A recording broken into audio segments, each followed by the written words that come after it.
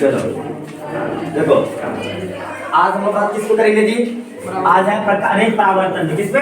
परावर्तन। ठीक है, देखो अब हम लोग बात करेंगे आपको परावर्तन है क्या। तो तुमने देखा होगा कि जैसे कभी गेंद खेला हो, क्रिकेट खेला होगा, गेंद लेके क्या करते हो, दीवार पे मारते हो, तो क्या होता है?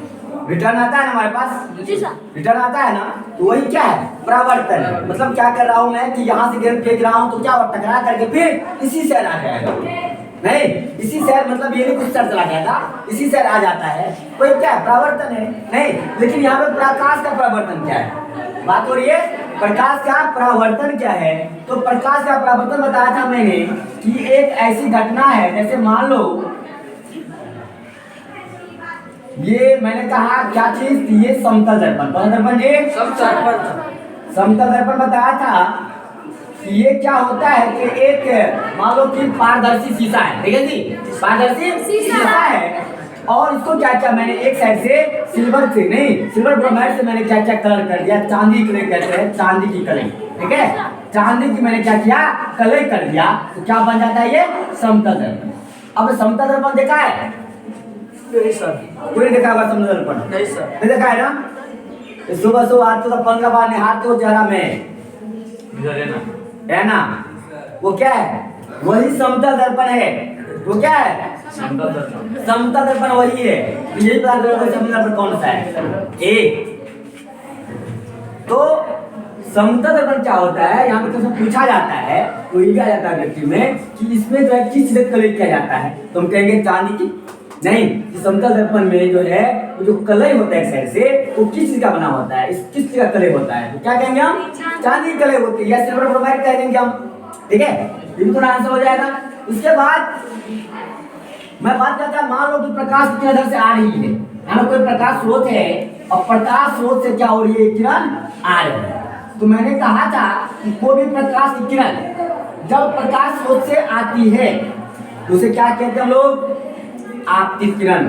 कौन सी किरण? आपतित किरण। बताया था ना कि आपतित किरण किसे कहेंगे, तो बताया कल भी कि प्रकाश स्रोत से आने वाली किरण को आपतित किरण कहते हैं। नहीं जी सर। और ये जो है दर्पण, ये हो गया परावर्तक सतह। क्या हो गया?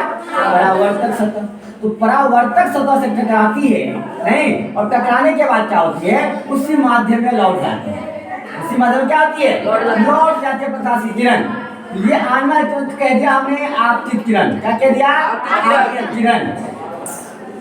और दर्पण पे नहीं, इस पे दर्पण या कह सकते हो कि परावर्तक सतह, परावर्तक सतह पर टकराने के बाद उसी दिशा, उसी में माध्यम में फिर क्या होती है, वापस लौट जाती है, और लौटने वाली किरण को कहते हैं हम लोग कौन सा? परावर्तित किरण। कौन सी किरण? परावर्तित किरण। ये मैंने बताया था जी। जी सर। और जिस बिंदु पे देखो कि आपतित किरण परावर्तक सतह के जिस बिंदु पर टकराती है, देख लो, एक हो गया आपतित किरण। आपतित किरण किसको कहते हैं हम लोग? जस्ट बताया मैंने, क्या कहा बताओ? कि प्रकाश स्रोत से आने वाली किरण क्या कहते हैं हमने? आपतित किरण। और जिस बिंदु पे आपतित किरण परावर्तक सतह के जिस बिंदु पर टकराती है उसे कहते हैं हम लोग आपतन बिंदु। क्या कहते हैं हम लोग? आपतन बिंदु। अगर कोई पूछे कि आपतन बिंदु क्या है या आपतित किरण क्या है, तो बता दोगे कि आपतित किरण देखिए प्रकाश स्रोत से आने वाली किरण को क्या कहते हैं हम लोग? हाँ, आपतित किरण कहते हैं। नहीं, उसका आपतन बिंदु दूसरा मैं बताया कि आपतित किरण परावर्तक सतह के जिस बिंदु पर, क्या कहा? आपतित किरण परावर्तक सतह के जिस बिंदु पर टकराती है, ठीक है, उसी कहते हैं, उस बिंदु को क्या कहते हैं हम लोग? आपतन बिंदु। क्या कहते हैं? आपतन बिंदु। और एक होता है परावर्तित किरण, यानी कि ये क्या है? परावर्तक सतह। तो परावर्तक सतह से टकराकर वापस होने वाली किरण को हमने क्या कह दिया? परावर्तित किरण कह दिया। नहीं, अब एक चीज बताया था कि अगर इसमें मैं लंब डाल दूं, क्या कर दूं? लंब डाल दूं, इसका नाम क्या हो जाएगा बताओ? पहले बताया था मैंने इसको कह दिया हमने अभिलंब। क्या कह दिया? अभिलंब। पता था ना? जी सर। चलो ठीक है। अब यहाँ पे थोड़ा मैं परावर्तन का नियम बता देता हूँ। उस पे इतना हो गया। अब एक चीज और, ये जो कोण बन रहा है मतलब कल भी, इसका नाम क्या होगा? आपतन कोण। क्या नाम होगा इसका? आपतन कोण। नहीं, जिसको हम लोग स्मॉल आई से उपयोग करते हैं, स्मॉल आई से नहीं। तो अगर क्वेश्चन आ जाता है तुम्हारे पास, कोई पूछ देगा कि आपतन कोण क्या है, आपतन कोण क्या है, तुम क्या कहेंगे बताओ? वो ध्यान नहीं दे रहे हो।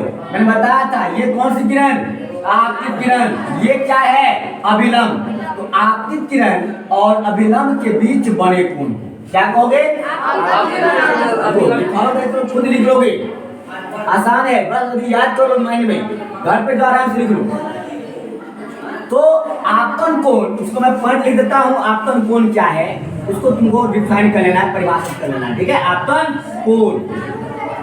अब मैंने क्या कहा, कहाँ से आवाज आ रही है जी? शांत होने के लिए, मोहन करने के लिए। आगे आपतन कोण किसको कहते हैं? नहीं देखो, तो अभी जस्ट क्या कहा मैंने? आपतित किरण क्या है ये? और ये क्या है? अभिलंब। अभिलंब। क्या ये? आपतित किरण और अभिलंब के बीच बने कोण को, आपतित किरण और अभिलंब के बीच बने कोण को क्या कहते हैं लोग?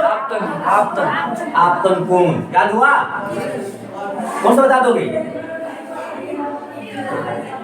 बस तो दिख नहीं रहा है सामने में। अब इससे मैं इजी बता रहा हूँ। अब क्या बता, यहाँ पे लिखा हुआ है एक, यहाँ पे लिखा हुआ है आपतित किरण, और ये क्या है? ये अभिलंब। और आपतित किरण और अभिलंब के बीच क्या कहोगे? आपतित किरण और अभिलंब के बीच। इसमें याद हो गया? क्या याद हो गया जी? क्या याद हुआ? आपतित किरण और अभिलंब के बीच में याद हो गया? बोलो एक बार। आपतित किरण और अभिलंब के बीच बने कोण को बने, अब पूरा बोलो। हाँ, आपतित किरण और अभिलंब के बीच बने कोण को, बने कोण को क्या कहते हैं हम लोग? आपतन कोण। आपतन कोण। इसको निरूपित कैसे करते हैं शॉर्ट में? तो आई से, स्मॉल आई से, ठीक है जी? एक हो गया ये जो कोण बना है, यहाँ पे कोण बना है, इसको मैं क्या कहूँ? इसका नाम क्या है? इसका है परावर्तन कोण। कौन सा? परावर्तन कोण। अब इसको कैसे कहेंगे? इसका परिभाषा बताओ। ये क्या है? ये अभिलंब। और ये क्या है? परावर्तित किरण। परावर्तित किरण और अभिलंब के बीच बने कोण को क्या कहेंगे? परावर्तन कोण। क्या कहेंगे? ध्यान से देखो, सबसे पूछूंगा जस्ट अभी, अभिलंब ये क्या है? अभिलंब क्या है ये? और ये क्या है? परावर्तित किरण। ये क्या है? ये परावर्तित किरण। ये क्या है? अभिलंब। और ये क्या है? परावर्तित किरण। तो कहेंगे अभिलंब और परावर्तित किरण के बीच क्या कहेंगे? अभिलंब और परावर्तित किरण के बीच। गुनगुना रहे हो, क्या कर रहे हो जी? आवाज क्यों नहीं आ रही है? अभिलंब क्या है इसका नाम? और नीचे में परावर्तित। कहेंगे अभिलंब और परावर्तित किरण के बीच बने कोण को क्या कहते हैं हम लोग? परावर्तन कोण कहते हैं। क्या कहते हैं?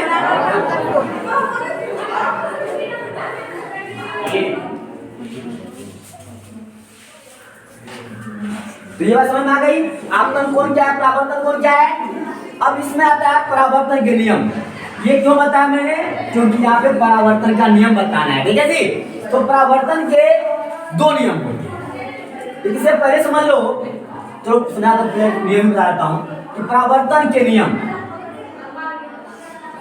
सर परावर्तन मैंने कल बताया था ना कि परावर्तन एक ऐसी घटना है जो आपतित किरण क्या होती है? आपतित किरण नहीं, परावर्तक सतह पर टकराने के बाद उसी माध्यम में वापस लौट जाती है।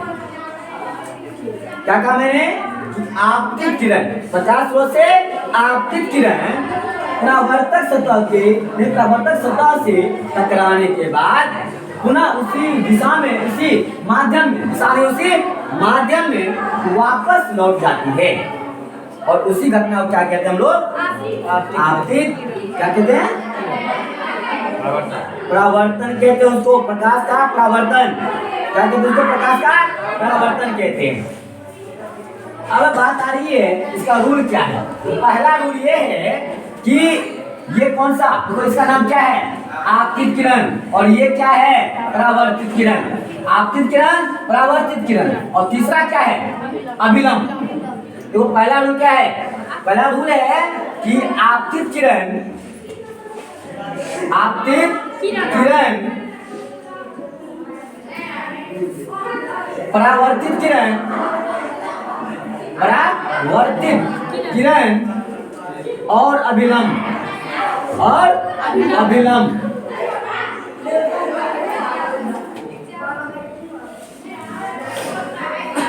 अभिलंब तीनों एक ही तल में होते हैं। तीनों बस ये याद रखना, तीनों का नाम याद रखना, आपतित किरण, परावर्तित किरण और अभिलंब। तीनों एक ही तल में होते हैं। तीनों कहाँ होते हैं? ये रूल पहला है परावर्तन का, याद हुआ? अभी याद करो माइंड में। आपतित किरण क्या कहोगे? ये क्या है? परावर्तित किरण। और ये क्या है? तीनों एक ही तल में होते हैं। याद हुआ रूल कि आपतित किरण, परावर्तित किरण और अभिलंब। क्या क्या याद हुआ बताओ? आपतित किरण, हाँ, आपतित किरण, परावर्तित किरण और अभिलंब तीनों एक ही तल में होते हैं। तीनों एक ही तल में होते हैं। रूल पहला ही हो गया। सेकेंड रूल कह रहा है क्या? कि आपतन कोण हमेशा परावर्तन कोण के बराबर होता है। आपतन कोण जो होता है वो हमेशा किसके बराबर होता है? परावर्तन कोण के बराबर होता है। परावर्तन कोण के बराबर होता है। ये एग्जाम में क्वेश्चन आ भी जाता है, ठीक है, कि परावर्तन के क्या नियम है। परावर्तन के क्या नियम है, तो उसमें क्या जवाब दोगे तुम? पहला रूल बताया मैंने, आपतित किरण, परावर्तित किरण और अभिलंब तीनों एक ही तल में होते हैं। दूसरा कहा कि जितना बड़ा ये कोण होगा, अगर ये 60 डिग्री, ये भी कितना होगा? 60। अगर ये 80, ये कितना हो जाएगा? 80। अगर ये 100 है तो कितना हो जाएगा? 100। लेकिन नहीं होगा क्योंकि एक सरल रेखा है और एक सरल रेखा कितना कोण बनता है? 180 डिग्री का। अगर 1 से 100 ले लोगे या फिर 280 हो जाएगा, तो पहली प्रॉब्लम नहीं। तो 80 चल सकता है लेकिन 1 से 100 नहीं चलेगा, ठीक है जी। तो ध्यान दो, आपतन कोण और परावर्तन कोण दोनों क्या होते हैं? हमेशा बराबर होते हैं। क्या होते हैं? बराबर। इसी को अपनी भाषा में लिख लेना है, नहीं आराम से हो जाएगा। आपतन कोण हमेशा परावर्तन कोण के बराबर हो गया। या कहेंगे कभी ये भी बोल सकते हो कि परावर्तन कोण जो है आपतन कोण के बराबर होता है। बात बराबर है, समझ में आ गया ना? आज समझ में। अब मान लो तरीका देखो, दो तरह के होते हैं, नहीं? अब मैंने क्या किया कि एक बोतल ले लिया, उसमें आधा जल भर दिया। उसमें क्या कहोगे तुम लोग? तो क्या कहोगे? आधा खाली करा भरा हुआ है, क्या कहोगे बताओ? एक बोतल लिया मैंने, इसको आधा पानी से भर दिया, आधा डाल दिया पानी, तो तुम क्या कहोगे? आधा भरा हुआ है या आधा खाली है? दोनों कह सकते हैं। नहीं, कोई कहेगा आधा भरा हुआ है, कोई कहेगा आधा खाली है। क्या गलत हो जाएगा? नहीं, गलत नहीं होगा। दोनों का तरीका बोलने का अलग है, लेकिन बात वही हुआ। आधा खाली है, आधा भरा भी हुआ होगा, आधा भरा हुआ है तो आधा खाली भी होगा। इसी तरह से परावर्तन कोण आपतन कोण के बराबर होते हैं, नहीं? क्या कह सकते हैं? आपतन कोण परावर्तन कोण के बराबर होते हैं। ये दो रूल है परावर्तन के। बात समझ में आ गई? अगली बात, मैंने कहा परावर्तन दो तरह के होते हैं। परावर्तन कौन कौन? तो पहला होता है, देखो ध्यान से, पहला जो है टॉपिक है तुम्हारा परावर्तन। कितने तरह के होते हैं? 2 तरह के। पहला नियमित परावर्तन। कौन सा? नियमित परावर्तन। और दूसरा होता है अनियमित परावर्तन। दूसरा कौन सा? अनियमित परावर्तन। अनियमित, ठीक है।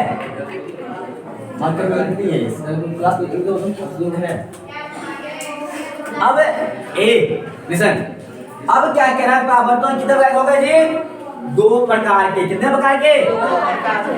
देखो जिसको नींद आ रही है कि सो जाओ आराम से, क्लास में नहीं पढ़ना है तो ठीक से बैठ, बूढ़े तो सब बैठ गए सुकून करके, चला 80-90 साल तुम लोग बूढ़ा बूढ़ी सब आ गए नहीं, मतलब वैसे रहा है सब बूढ़ा बूढ़ी यही पे आ गया है, लग ही रहा है कि तुम लोग जवान हो नहीं।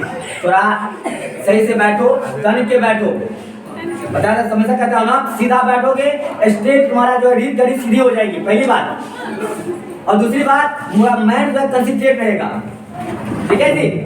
इसीलिए सीधा बैठो, अभी से बूढ़ा मत बन जाओ, ठीक है। खत्म हो गया,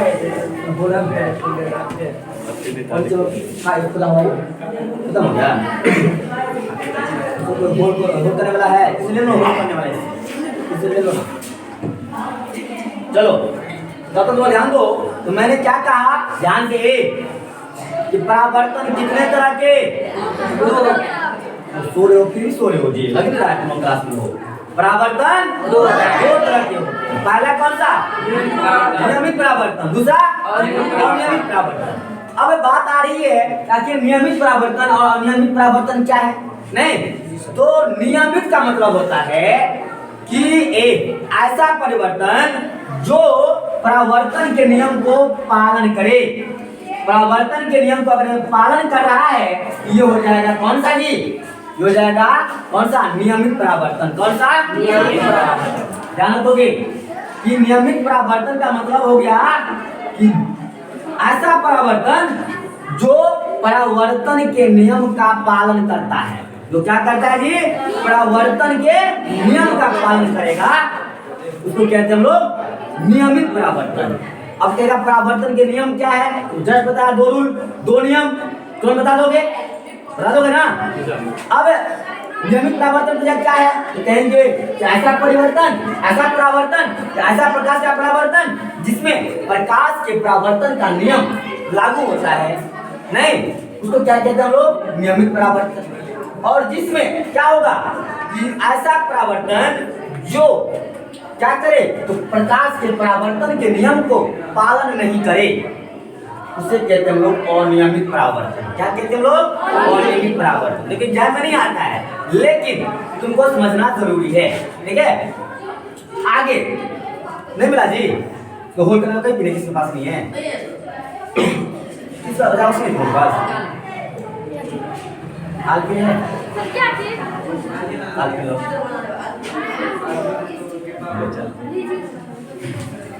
चल एक सेकंड। हाँ चलो तब तुम देख लो, इसे क्यों ना खेल मार लो ना।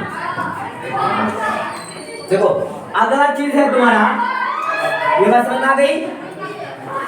अब आगे देखो, देखो अब बात कर रहा हूं कि नियमित परावर्तन किसमें होगा और अनियमित परावर्तन किसमें होगा। देखो अगर ये प्लेन है, अगर सतह प्लेन है, सतह कैसा है? प्लेन, प्लेन मतलब पूरा समतल, तो उसमें कैसा परावर्तन होगा? तो नियमित परावर्तन होगा। कैसा परावर्तन? नियमित परावर्तन। अगर ये ऐसे मान लो दर्पण है नहीं और ये समतल है, ऊपर खाबर नहीं है, तो प्रकाश की किरण आएगी और रिटर्न होगी, इसमें क्या होगा? इसमें ये कोण बराबर होगा नहीं। लेकिन अगर यही चीज तुमने क्या कर दिया, इसका जो है ऐसा कर दिया, मैंने ऐसा नहीं ऊपर खाबर कर दिया, अब क्या होगा? एक किरण आएगी तो इधर मुड़ जाएगी, एक किरण आएगी तो इधर मुड़ जाएगी, एक किरण आएगी तो इधर मुड़ जाएगी। नहीं, ऐसे क्या होता है? ये नहीं, इसके नियम का पालन नहीं होता है। क्या होगा इसमें? नियम का पालन नहीं होगा। नहीं तो जहाँ पे सतह कैसा हो, ऊपर खाबर हो या नहीं ऊपर खाबर होगा, तो कौन सा परिवर्तन होगा? अनियमित परावर्तन। कौन सा? अनियमित। और अगर प्लेन सतह है उसमें क्या होगा? नियमित परावर्तन होगा। कैसा परावर्तन? नियमित परावर्तन। इसको ध्यान रखोगे नहीं। ये हो गई बात, ये बात समझ में आ गया? ठीक होगा तो नोट लिखा दूंगा, चाहे आराम से जो है याद तो घर पे जाओगे, एक बार देखोगे अब तो नोट करना शुरू कर लेना, ठीक है जी। चलो ये परावर्तन के नियम हो गए। अब चलता हूं दर्पण पे, किस पे? दर्पण पे, ठीक है। तो अब देखो दर्पण क्या होता है। दर्पण देख लिया ना, यहाँ पे दर्पण देखा ना, क्या किया था दर्पण? इसको मिटा रहा हूं मैं,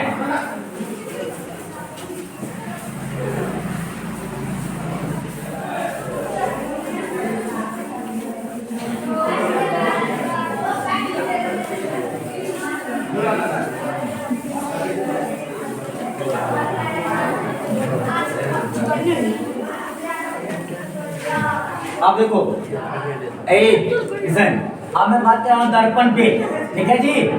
दर्पण, अब ध्यान दो कि दर्पण है क्या, दर्पण क्या है। तो जस्ट बताया मैंने कि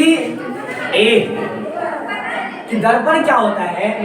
तो जो पारदर्शी पदार्थ होते हैं, कौन सा पदार्थ, पारदर्शी नहीं, यानी कि पारदर्शी में खास करके शीशा, ठीक है।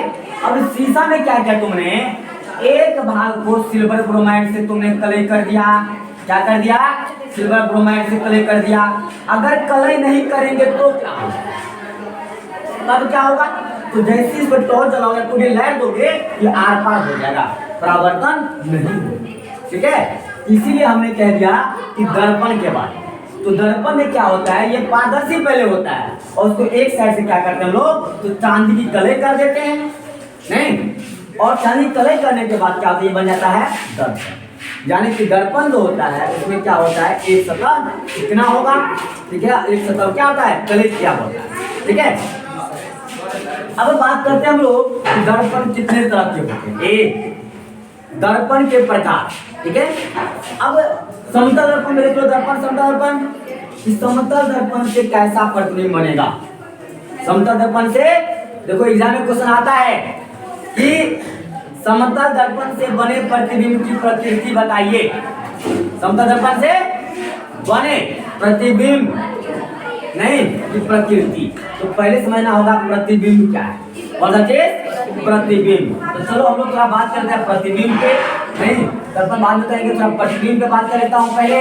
प्रतिबिंब, अब प्रतिबिंब देखा है किसी ने, प्रतिबिंब देखा है, कोई देखा है, उसका पेड़ होता है ना, अपने यहाँ नहीं होता है, या पेड़ नहीं होता है, नहीं पेड़ नहीं होता है प्रतिबिंब का, नहीं होता है, कहाँ मिलता है, तो हटिया पे, बाजार में, बुक में, और कहीं देखा है, वही कह रहा हूँ, पर डे जो 4 बार मुंह लगा कर देखता है, फिर लगो देखता है 4 बार नहीं, 4 बार देखता है, तो कभी कहाँ जाता है, वही तो प्रतिबिंब है, वही प्रतिबिंब है, ठीक है। सुबह सुबह देखते हो आईना में, तो तुम जैसे हो वैसे दिखता है ना, चेंज हो जाता है, हाँ पैर ऊपर आता है, नहीं असर नीचे, सही ना, ऐसे देखता है जी, कैसे होता है, वही प्रतिबिंब है, ठीक है। प्रतिबिंब क्या है बता रहा हूँ जस्ट देखो। अब बात होता है प्रतिबिंब के बारे में, तो प्रतिबिंब क्या होता है, एक तो प्रतिबिंब क्या होता है कि प्रकाश स्रोत से आपतित किरणें, प्रकाश स्रोत से देखो, प्रकाश स्रोत से आपतित किरणें परावर्तन के बाद, प्रकाश स्रोत से आपतित किरणें क्या कहेंगे जी, क्या आपतित किरणें, प्रकाश स्रोत से आपतित किरणें क्या कहेंगे, प्रकाश स्रोत से आपतित किरणें परावर्तन के बाद, परावर्तन के बाद जिस बिंदु पर मिलती है, जिस बिंदु पर मिलती है या मिलती हुई प्रतीत होती है, या मिलती हुई, फिर से याद करो कि प्रकाश स्रोत से आपतित किरण क्या कहेंगे, प्रकाश स्रोत से याद हो गया क्या जी, याद हो गया, क्या कहेंगे, प्रकाश स्रोत से आपतित किरणें परावर्तन दर्पण से नहीं, परावर्तन के बाद, दर्पण से परावर्तन के बाद जिस बिंदु पर मिलती है, जिस बिंदु पर तो याद हुआ, क्या याद हुआ बता, बस तो तुम मुंह बा देते हो जी, तुरंत मुंह बा देते हो, ठीक है। तो मैंने क्या कहा जस्ट कि प्रकाश स्रोत से आपतित किरणें क्या कहेंगे, तुम लोग को याद तो मैं करवा नहीं रहा हूँ, लेकिन तुम लोग को 2 लाइन तुम बोल नहीं पाते हो सही से, 2 लाइन बोल नहीं पाते हो। अगर बोल पाता तो मैं चित्र बना देता, फिगर बनाता तो तुरंत बोल देता इसको, किंतु सेंटेंस बनाना नहीं जानता अभी तक, 10th में आ गया है सर। जस्ट कहा मैंने कि प्रकाश स्रोत से आपतित किरणें, क्या कहा मैंने, इतना भी याद हुआ, हाँ क्या कहेंगे, प्रकाश स्रोत से दर्पण से टकराने के बाद, दर्पण से परावर्तन के बाद, चलो दर्पण से परावर्तन के बाद क्या कहा? प्रकाश स्रोत से आपतित किरणें दर्पण से परावर्तन के बाद जिस बिंदु पर मिलती है, जिस बिंदु पर जब मिलती हुई प्रतीत होती है, या मिलती हुई प्रतीत होती है, उसको क्या कहते हैं हम लोग? प्रतिबिंब कहते हैं। क्या कहते हैं उसको? प्रतिबिंब। ठीक है, ध्यान रखोगे फिर से कि प्रकाश स्रोत से आपतित किरणें क्या कहेंगे? दर्पण से परावर्तन के बाद, दर्पण से परावर्तन के बाद जिस बिंदु पर मिलती है, जिस बिंदु पे या मिलती हुई प्रतीत होती है, या मिलती हुई इसे कहते हैं हम लोग प्रतिबिंब। इसे कहते हैं हम लोग प्रतिबिंब। ठीक है, बात समझ में आ गई? अब एक बात तो ये प्रतिबिंब के प्रकार ही बात कहूंगा मैं। तो प्रतिबिंब दो प्रकार के होते हैं। कितने प्रतिबिंब होते हैं जी? एक होता है कौन सा? एक होता है वास्तविक प्रतिबिंब। कौन सा? वास्तविक प्रतिबिंब। पहले कौन सा? वास्तविक प्रतिबिंब नहीं, और दूसरा होता है काल्पनिक, काल्पनिक या उसका दूसरा नाम है आभासी, आभासी प्रतिबिंब। आभासी प्रतिबिंब। बताओ प्रतिबिंब कितने प्रकार के? कौन कौन? वास्तविक प्रतिबिंब और दूसरा काल्पनिक या अब देखो दूसरा होता है काल्पनिक या आभासी। नहीं, वास्तविक जानते हो ना? वास्तविक मतलब जो वास्तव में है, जो वास्तव में होता है। नहीं, यानी कि देखो परिभाषा में बताया था पहली बार प्रतिबिंब का, उसी से दोनों का आंसर निकलेगा। दोनों की परिभाषा उसी प्रतिबिंब से निकाल लेता हूं। देखो अब पहले बात करता हूं वास्तविक प्रतिबिंब। किसके बारे में? वास्तविक प्रतिबिंब। अब वास्तविक प्रतिबिंब है क्या? परिभाषा पूछेगा तो क्या कहोगे? तो कहेंगे क्या चीज कि प्रकाश स्रोत से आपतित किरणें, प्रकाश स्रोत से दर्पण से परावर्तन के बाद, दर्पण से क्या याद है? क्या कहा? प्रकाश स्रोत से आपतित किरणें, प्रकाश स्रोत से दर्पण से परावर्तन के बाद, दर्पण से जिस बिंदु पर वास्तव में मिलती है, वास्तव में मिलती है, उसे कहेंगे वास्तविक प्रतिबिंब। क्या कह दिया? क्योंकि वास्तव में मिल रही है किरणें, तो मैंने क्या कहा? वास्तविक प्रतिबिंब। असल मारी है कि वास्तव में मिलेगी, और किरणें जो है वास्तव में मिलेगी, तो मैं कह दिया वास्तविक प्रतिबिंब। कैसा प्रतिबिंब? वास्तविक प्रतिबिंब। फिर से एक बार लिख लो, इसका परिभाषा सेम परिभाषा बताऊंगा इसका, लेकिन थोड़ा चेंजेस होगा। तो फिर से परिभाषा करवाने के बाद कि प्रकाश स्रोत से आपतित किरणें, प्रकाश स्रोत से प्रकाश नहीं, दर्पण से परावर्तन के बाद, दर्पण से जिस बिंदु पर वास्तव में मिलती है, जिस बिंदु पर वास्तव में मिलती है, उसी कह दिया हमने वास्तविक प्रतिबिंब। क्या कह दिया? तो कहते हैं वास्तविक प्रतिबिंब कहते हैं। और इसका परिभाषा देख लो, आभासी। आभासी जानते हो ना? भूत देखा है? क्या होता है? आभास होता है, नहीं कि भूत है, नहीं आभासी होता है जी। हवा देखा है किसी ने? देखा है? दो देखा है, इतना कि देखा है, मुझे दिखा देता। हवा को देखा नहीं जा सकता है, नहीं हवा को देखते नहीं है। ठीक है, तो हवा क्या होती है? तो हवा चलती है, हवा चलती तो महसूस करते हैं लोग हवा चल रही है। नहीं, अभी रूम में बाहर जाओगे हवा चल रही है तो लगेगा अच्छा नहीं हवा चल रही है, मतलब महसूस करते हो। आभास होता है, वो तो किसी ने देखा नहीं है, नहीं आभास होता है। जैसे कोई पेड़ गया आपने खबरा के नहीं, आभास होता है। ऐसे यहाँ पे आभासी या काल्पनिक, मतलब कल्पना क्या हुआ, जैसे मानते हो ना मैथ में माना कि ये माना कि कल्पना करते हो ना, ऐसे यहाँ पे काल्पनिक। तो काल्पनिक किसे कहते हैं? कहेंगे क्या कि वही सेम परिभाषा कि प्रकाश स्रोत से आपतित किरणें, प्रकाश स्रोत से दर्पण से टकराने के बाद, परावर्तन के बाद, दर्पण से परावर्तन के बाद जिस बिंदु पर मिलती हुई प्रतीत होती है, इस बिंदु पर मिलती हुई प्रतीत होती है, उसे क्या कहते हैं हम लोग? आभासी या काल्पनिक प्रतिबिंब कहते हैं। क्या कहते हैं? क्लियर हुआ? चलो वास्तव में मिल रही है तो वास्तविक, लेकिन वास्तव में मिलती नहीं है बल्कि प्रतीत होती है कि मिल रही है, इसको कह दिया हमने कौन सा? काल्पनिक या आभासी प्रतिबिंब। क्या कह दिया? काल्पनिक या आभासी प्रतिबिंब। ठीक है, अब थोड़ा इसको बात कर लेता हूँ, इस चीज को बात कर लेता हूँ समतल दर्पण के बारे में और उसके बाद इसको स्टॉप करूंगा। ठीक है, अब बात करता मैं कि समतल दर्पण से जो प्रतिबिंब बनेगा, समतल दर्पण से बने प्रतिबिंब की विशेषताएं, प्रतिबिंब की विशेषताएं। अब देखो विशेषताएं क्या है?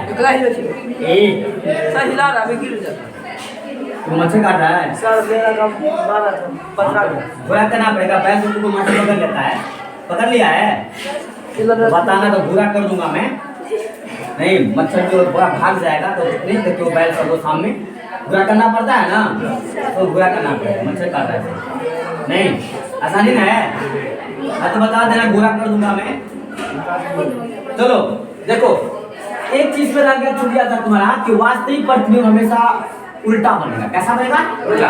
वास्तविक प्रतिबिंब हमेशा उल्टा होता है और आभासी प्रतिबिंब हमेशा सीधा होगा। आभासी प्रतिबिंब क्या होगा? सीधा। और वास्तविक प्रतिबिंब कैसा होगा? उल्टा होगा। तो अब ये बताओ कि समतल दर्पण में तुम चेहरा सभी देखते हो, क्या क्या देखते हो उसमें? तो पहली चीज ये देखोगे कि जितने बड़े हम हैं उतने ही बड़े प्रतिबिंब बनता है ना? छोटा छोटा दिखता है, देखा छोटा जी नहीं, कैसा दिखता है? तो जितना बड़ा वस्तु है, यानी कि जो मैं जितना बड़ा मैं रहूंगा, मैं अगर सामने में हूँ दर्पण के सामने में, जितना बड़ा मैं हूँ उतना ही बड़ा दर्पण भी दिखेगा पीछे में। नहीं, तो वस्तु के बराबर प्रतिबिंब बनता है। पहला क्या कहा कि पहला विशेषता हो गया कि वस्तु के बराबर प्रतिबिंब, वस्तु के आकार का नहीं, या वस्तु के आकार के बराबर, वस्तु के आकार के बराबर प्रतिबिंब बनता है। इतना बड़ा वस्तु रहेगा उसके अनुसार से क्या बनता? प्रतिबिंब बनेगा। ठीक है जी। दूसरी बात, तुमने देखा होगा कि जब जाते हो शीशा में, जस्ट मैंने कहा कि वास्तविक प्रतिबिंब उल्टा होगा। प्रतिबिंब क्या होगा? उल्टा नहीं, और काल्पनिक प्रतिबिंब क्या होता है? सीधा बनता है। अब ये बताओ कि जब जाते हो शीशा में देखने के लिए क्या उल्टा हो जाता है तुम्हारा जी सर का चेहरा? नहीं, जैसे खड़े हैं वैसे खड़ा रहेगा जी, पैर ऊपर हो जाता होगा और सर नीचे होता है, इसी से होता होगा। वो है इसमें सब कैसे दिखता है जी? सीधा है। तो ये किशन, तो अगर सीधा बन रहा है तो मैंने क्या कहा? सीधा बन रहा है। कैसा बनता है? सीधा। और सीधा बनेगा उस प्रतिबिंब को क्या कहते हैं हम लोग? कौन सा प्रतिबिंब? आभासी प्रतिबिंब। कौन सा प्रतिबिंब? आभासी प्रतिबिंब। यानी कि समतल दर्पण से जो प्रतिबिंब बनेगा वो सीधा, आभासी और वस्तु के बराबर बनेगा। क्लियर हुआ? क्या कहा मैंने कि प्रतिबिंब जो बनेगा समतल दर्पण से वो कैसा बनेगा? तो ध्यान रखोगे कि हमेशा वस्तु के बराबर बनेगा। दूसरा क्या कहा मैंने कि सीधा बनेगा। कैसा बनेगा? सीधा। और क्या बनेगा? आभासी बनेगा। कैसा? आभासी। कैसा बनेगा जी? आभासी। उसके बाद एक चीज और तुमने देखा होगा, जिसमें देखा होगा तुमने इसमें जाना आईना में, नहीं हाथ चलोगे, ये बायां हाथ चलोगे तो दायां हाथ चलना, देखा कभी? तो क्या करते हो गौर? जितना भी गौर नहीं करते तुम लोग, आज जाना घर पे और शीशा में देखना, दायां हाथ चलना बोलना हाय, इतना चाल बताए, बायां हाथ चलेगा हाय, है ना? नहीं देखा है ना? हाँ, तो इसका मतलब होता है कि ये बायां वाले को दायां दिखा देता है, दायां वाले को बायां दिखा देता है। इसको कहते हैं हम लोग पार्श्व परिवर्तन। मुंह बंद करा, कैमरा लगा। तो मैंने क्या कहा कि कैसा होगा जी? क्या कहा मैंने अभी जस्ट? कैसा प्रतिबिंब बनता है समतल दर्पण से? वस्तु के बराबर। दूसरा सीधा, सीधा। तीसरा आभासी। आभासी। और चौथा बात मैं कह रहा था, उसमें दाहिना हाथ हिलाओगे तो बायां दिखेगा, बायां हिलाओगे तो दायां दिखेगा। इसको कहते हैं पार्श्व परिवर्तन। क्या कहते हैं उसको? पार्श्व परिवर्तन। तो कहेंगे इसमें पार्श्व परिवर्तन होता है। क्या होता है? पार्श्व परिवर्तन। अब पार्श्व परिवर्तन क्या है समझ में आ गया ना? अगली बात एक और कि वस्तु दूरी, यानी कि यहाँ पे है कोई वस्तु, तो मान लो कि यहाँ पे रखा हुआ है वस्तु, नहीं ये मान लो 10 सेंटीमीटर है, तो इधर भी बनेगा 10 सेंटीमीटर नहीं बनेगा। कितना बनेगा? 10 सेंटीमीटर। 9 पे नहीं बनेगा, 9.5 पे नहीं बनेगा, नहीं कितना बनेगा? 10 पे ही बनेगा। इसको कहते हैं वस्तु दूरी और इसको कहते हैं हम लोग प्रतिबिंब दूरी। क्या कहते हैं? प्रतिबिंब दूरी। अब ये दोनों जो है इसके बाद मैं जिक्र करूंगा, आगे पता चल जाएगा। तो कहेंगे वस्तु दूरी और प्रतिबिंब दूरी दोनों बराबर होती है। वस्तु दूरी, प्रतिबिंब दूरी दोनों क्या होते हैं? बराबर होते हैं। यानी कि क्या नहीं, उससे दर्पण के सामने में जितना तुम दूरी पर रहोगे उतना ही दर्पण के पीछे तुम्हारा प्रतिबिंब बनता है। ठीक है जी? तो क्या कह दिया कि वस्तु दूरी और प्रतिबिंब दूरी दोनों बराबर होते हैं। क्या कहा? वस्तु दूरी और प्रतिबिंब दूरी। कौन सा? प्रतिबिंब दूरी दोनों क्या होते हैं? बराबर होते हैं। वस्तु दूरी और प्रतिबिंब दूरी दोनों बराबर होते हैं। एक और बात है इसमें, अब वो कौन सी बात बताओ? एक और, इसको पर्दे पे उतारा नहीं जा सकता। पर्दे पे उतारा नहीं जा सकता। अब क्वेश्चन आता है कि पर्दे पे क्यों उतार सकते हैं? क्यों? क्योंकि वास्तव में मिलती नहीं है। नहीं, वास्तव में मिलेगी तभी जाकर के ना उसको हम क्या करेंगे हम? अगर दर्पण के सामने दर्पण है, अगर किसी कोई पर्दा लगा दोगे तुम्हारा प्रतिबिंब पर्दा पड़ जाएगा? नहीं हो। क्यों? क्योंकि वास्तव में मिलती नहीं है, वो आभासी है, आभास हो रहा है, मिल नहीं रहा है। ठीक है? तो इसलिए कहेंगे कि इससे जो बना समतल दर्पण से प्रतिबिंब बनेगा उसको हम क्या करेंगे? पर्दे पे प्राप्त नहीं कर सकते हैं, या पर्दे पर उतारा नहीं जा सकता। पर्दे पर उतारा नहीं जा सकता। ये बात हो गई तुम्हारी किसके? तो समतल दर्पण से बने प्रतिबिंब क्या? उसको रट्टा नहीं मारना है तुमको, रट्टा नहीं मारना है। बता जस्ट अभी जब सामने जाते हो, शीशा के दर्पण के सामने जाते हो, तुम खुद ही देख लोगे प्रतिबिंब सीधा बनेगा। जितना बड़ा तुम रहेगा उतना ही बड़ा क्या होगा? उसका प्रतिबिंब बनेगा। क्योंकि वस्तु के बराबर प्रतिबिंब बनता है, सीधा बनता है, और सीधा बनेगा कौन सा प्रतिबिंब? तो काल्पनिक प्रतिबिंब। नहीं, वस्तु दूरी और प्रतिबिंब दूरी दोनों क्या होगा? बराबर होंगे। उसमें पार्श्व परिवर्तन होता है, और एक चीज उसके प्रतिबिंब को हम पर्दे पे उतार नहीं सकते। इतनी सी बात हो जाएगा। इसको लिखा दूंगा, नहीं हुआ तो ठीक है, आराम से मुझसे आराम से हो जाएगा। ठीक है, तो इतनी सी बात है, आज इतना ही रहने दो। ठीक है, बाकी जो है तो लोग क्या करना, जो बाकी रह गया है तो अगले क्लास में करेंगे। तो लंबा चैप्टर है, अब टाइम का ज़्यादा लग रहा है। ठीक है, तो बस आज इतना ही रहने दो। ठीक है।